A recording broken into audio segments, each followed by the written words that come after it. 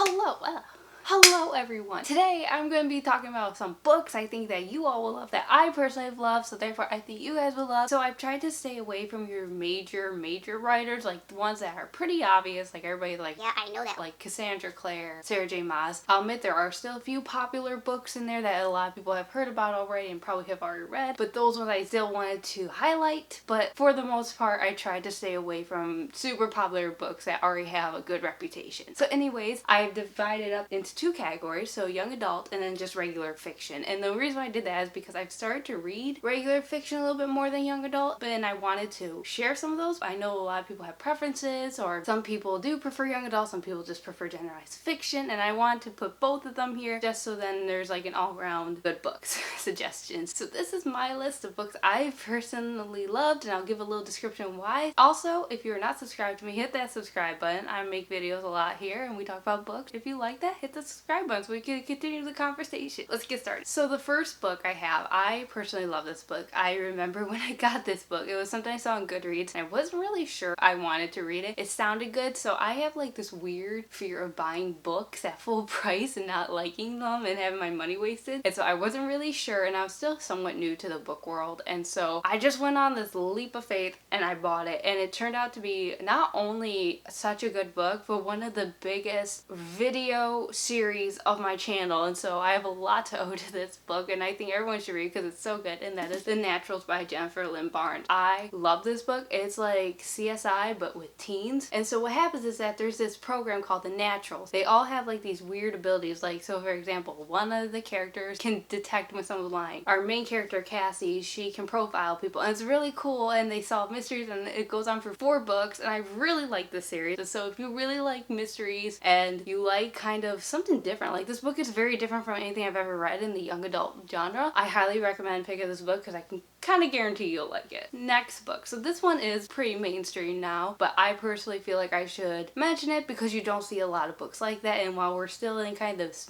mystery genre, I suggest Stalking Jack the Ripper. I love this series. This was one of those books, and I talk about this in some of my videos for these series, is that I wanted to read it since it came out, but I never actually went and bought it for some reason, because I don't know. Let me know if you do this. Like, do you ever see a book and you associate with a season or a time? Like, so for example, this was kind of like a creepy mystery, and so I wanted to read it in the fall, and then I just never got to the bookstore to buy it and read it, and so therefore I was like, well, now I gotta wait till the next fall. And I don't know why, but just for some reason my brain associates books sometimes with certain seasons, and I wanted to read this in the fall, and so it just kept being pushed off and off and off, and then finally it took a power outage and I just went up to the bookstore and I bought it, and I loved it. I loved all the books. There was only one book I was like, but even that had its perks and I liked it a lot. But I highly recommend it. It's a mystery and it's historical fiction, which you don't see much in young adult fiction. Our main character is called Audrey Rose, and she's in, I think, forensic science. She solves mysteries, and you'll meet Thomas Cresswell, and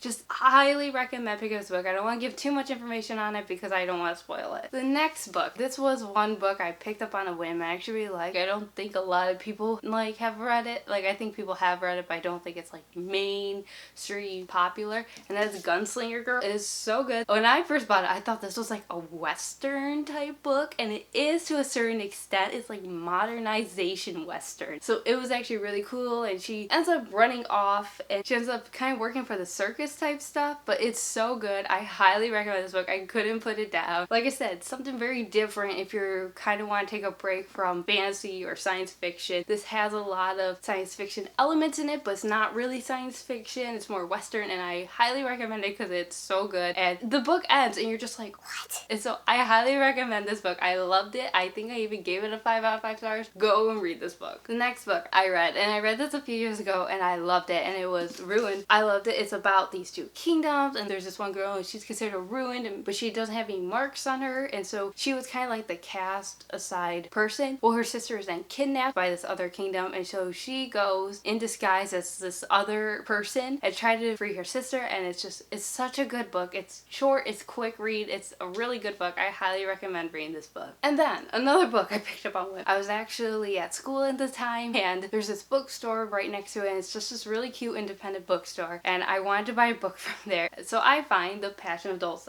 by Julie Berry, and I bought it, and I wasn't really sure how I would like it, and I just loved it. It takes place during the Crusades and it's so good because the narrator is an unreliable narrator, and I love books like that. Like, there's a part of me that's a little irritated when authors do that because I would like to know what really happened. But at the same time, I really love unreliable narrators because it's like, ooh, so what did they change? What was different? But I really like this book. There's not too much I can say about it without spoiling it. It kind of takes place with these three sisters and this one girl named Dulce, and she's considered this heretic, and so these three sisters take her in and try to hide her, and it's just such a good book. So I have a video on it too, because you get to the end and you're like, what? So I promise you, I explain more about it in the video, so go check that out once you've read it, but it's such a good book. And then my last book for my young adult section is This Is Nothing New. This is not like, oh wow, you've never heard this book. This book is one of my more mainstream books, but I wanted to put it in because I love the book so much, and so therefore I felt weird not promoting this book in a suggestion video, and that is The Darkest Minds by Alexandra Bracken. I love this book. This book is my favorite book ever. I've read it 3 times, which says a lot because I can hardly read a book twice, and if I can just read a book twice, that says a lot. But the fact I was able to read it 3 times and I want to read it for a 4th time says a lot. I don't know. I really just like this book. You know how you ever get those books that just make you feel nostalgic? Not for what's actually happening in the book, but just either remind you of something, or you're reading in a period of time in your life that makes you nostalgic. Does that make any sense? Because that's what this book does. It makes me very nostalgic. I was having one of the best summers ever when I read this book, and just for some reason,